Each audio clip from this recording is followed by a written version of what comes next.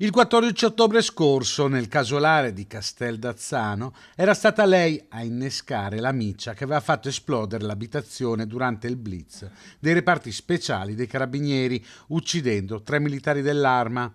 Nemmeno 2 mesi dopo è stata dimessa dall'ospedale Borgo Trento di Verona Maria Luisa Ramponi, la sorella di Franco e Dino, che si trovano in carcere con l'accusa di strage. La donna, dopo le dimissioni, è stata trasferita nel carcere veronese di Montorio, dove sono già detenuti i 2 fratelli. È accusata di essere stata lei ad accendere la Molotov che ha fatto esplodere la casa satura di gas fatto uscire dalle bombole lasciate aperte. Tra le macerie morirono i carabinieri Valerio Dapra, Marco Piffari e Davide Bernardello. Altre 26 persone rimasero ferite.